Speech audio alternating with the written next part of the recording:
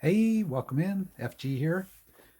So, we are still waiting on a coin to come in for the World Silver Collection. It hasn't arrived yet. We're working on a couple others, but we are going to go ahead and jump into my phase two. And we're starting off phase two with the coin that I was going to use for the US that ended up not working. And it will work today just because we're just going to add it in and we'll see the map update with it where it filled in previously and not see it update the United States. So, with that said, it's already open because the wife got it for me and it came from uh, the coin show that we went to here. And here it is. So she saw this at a table, which was a coin dealer that um, we frequent here in Portland. They handle a lot of world silver. Um, he guaranteed it was genuine.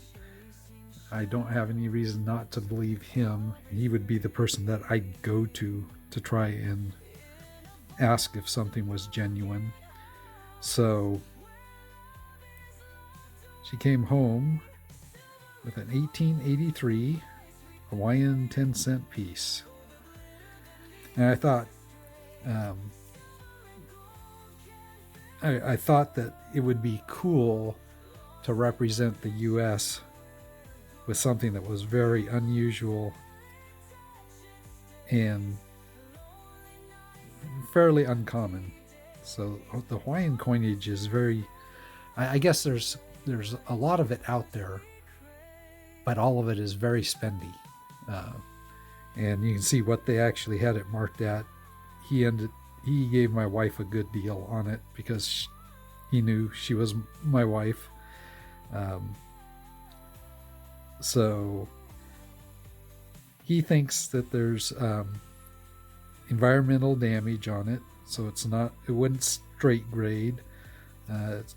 Given the brightness and such with the wear it has, I'm sure it's been cleaned at some point.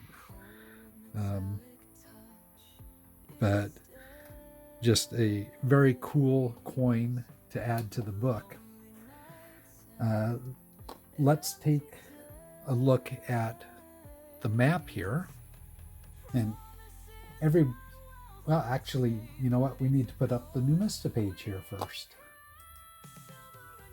So there was a whole series of this coinage that was minted in 1883 that were silver, and they are essentially the same as US silver because they were actually minted here in the San Francisco Mint. The obverse shows, and Silver Sleuth or Emperor Wang will have to check me on the pronunciation, but it's the bust of King Kalakua, I think is how it's said. And then the denomination inside of the wreath on the back that's very reminiscent of some of our earlier coinage.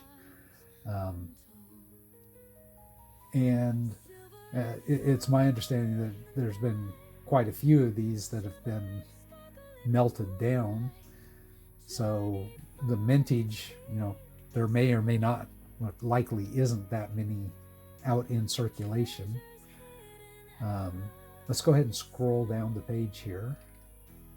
And we can see the bullion value is the same as a US dime. We can see that the mintage on the dime here was 250,000 originally minted.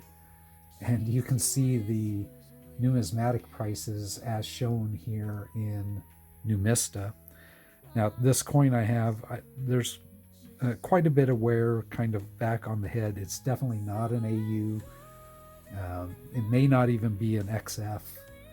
I would probably put it between VF and XF maybe, but if it truly has water damage, I'm not sure what exactly he meant by underwater effect, but if it has damage on it, then take it a grade lower.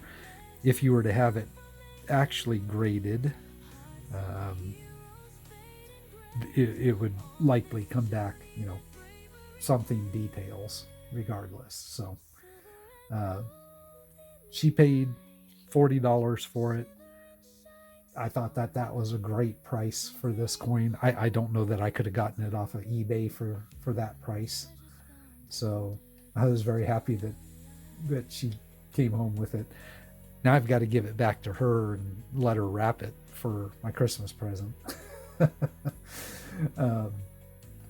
But let's go ahead and take a look at the map now, and we'll see in Numista, Hawaii's, the island right off the coast of the Americas there. And as I add this into the database, you'll see that Hawaii will change color, but the US doesn't. And I'm guessing that that's because at this point, in 1883, Hawaii was still the Kingdom of Hawaii.